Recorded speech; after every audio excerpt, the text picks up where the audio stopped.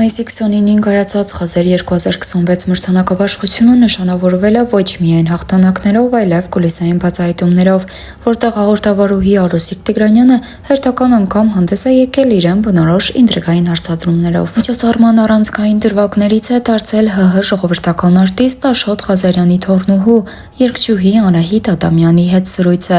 Ինչպես Star-News-ն արդեն հասցրել էր տեղեկացնել, զրույցի ընթացքում արտիստը վերջապես պաշտոնապես հայտարարել է իր բաժանման մասին լուրերը։ Հիշեցնենք, որ դեռ 2023 թվականից համացանցում ակտիվորեն շրջանառվում էին նրա անձնական կյանքում տեղի ունեցած փոփոխությունների մասին խոսակցությունները։ Երգչուհին սոցիալական հարթակներից հեռացրել էր սիրելիի հետ ունեցած բոլոր համատեղ լուսանկարները եւ տևական ժամանակ խոսափում էր թեմայի շուրջ որևէ մեկնաբանություն տալուց։ Կարճ, բայց բովանդակալից երկխոսության ընթացքում Անահիտ Ադամյանն առաջին անգամ հստակություն է մտցրել իր կարգավիճակի հարցում, փաստելով սիրելիից բաժանվելու հանգամանքը։ Միջոցառման ընթացքում ուշադրության կենտրոնում է հայտնվել նաև երգչուհի Նանուլը, ով ներկայացված էր լավագույն տեսահոլովակ անվանակարգում։ Հաղորդավարուհին հետաքրքրվել է արտիստի տարիքով եւ նրա մրցանակի ազդեցությամբ հոնորարների բարձրացմանը, ինչին ի պատասխան Նանուլը նշել է. ֆինանսական հարցերով զբաղված են բացառապես իր ծնողները եւ ինքը այդ հարցերում այդքան էլ տեղեկացված չի։ Մրցանակաբաշխության կուլիսներում ձևավորված քննարկումներին իր մասնակցությունն է ունեցել նաեւ Սոնա Ռուբենյանը,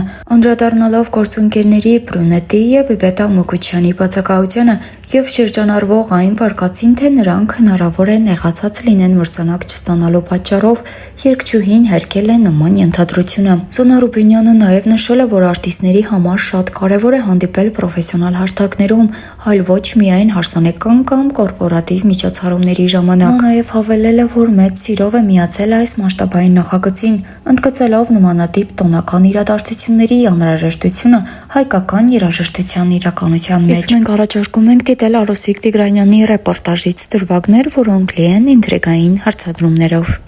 Քան տարեկան դարձար? 16 շուտով կլինեմ։ Դու նոմինացած ես որպես լավագույն տեսահոլովակ, հուզված ես։ Այո, շատ ոգևորված եմ։ Եթե ստանաս։ Այո։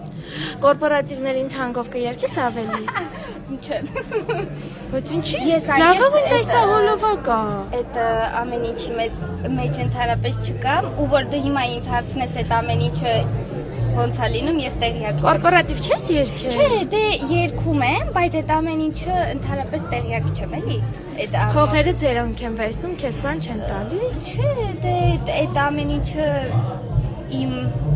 լավի ոնց որ քո ապագայի համար է տենց են ասել։ Այո։ Գոնե թողնում են վալբերիսով չխոր-մխոր պատվիրես։ Ամեն ինչ թողնում են, ամեն ինչ։ Այդ դարձել տարվա լավագույն երգչուհի, իսկ Բրունետը Իվետան բան չստացան ու իրանք նեղվածով են։ Սոնա Ռուբենյան։ Չեմ էլ ուզում։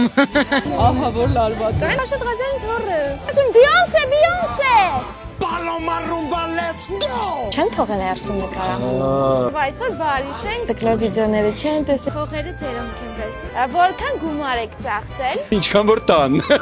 Դու տարվա բլոգերն ես։ Սոնա ջան, դե լավ հասկացան։ Հայ, մեր Եվրատեսիլի այս տարվա մասնակիցն է եկել։ Նոդայել է, խանք։ Դուք որ չլինեիք, ես չէի լինելու։ No jeans, no jeans։ Այսինքն մի քիչ գլամուր։ Իսկ մենք հիշեցնենք, որ օրեր առաջ Արա Ղազարյանն իր կտրուկ կարծիքն էր հայտնել Խազեր մրցանակաբաշխության մասին, իսկ արդեն ժամեր առաջ նա հանդես էր եկել նոր հրապարակումներով, առաջարկում ենք դիտել դրանք։ Ժողովուրդ ջան, ձեր հոգուն մատաղ ռեդ կարպետները եւ նմանօրինակ միջոցառումները, օրինակ մեծ գալաները արվում են, որպեսզի մարդիկ նայեն ու քննարկեն, հակառակ դեպքում պետք է ինչի գնա մեծ գալա մեջքը բաց պիջակով կամ ասենք, չգիտեմ, Դեմի Մուրը չի գնա Օսկարի ռեդ կարպետի ինչ-որ լուքով կամ Lady Gaga-ն չի գնա Grammy red carpet-ի ինչ-որ տարօրինակ լուքով, որը հետո պետք է քննարկեն, սիրեն, հավանեն, քլնգեն, հասկանում եք, ժողովուրդ, ես էլ, երբ որ ընտրում եմ իմ լուքը, օրեր ու շաբաթներ եմ ծախսում դրա վրա,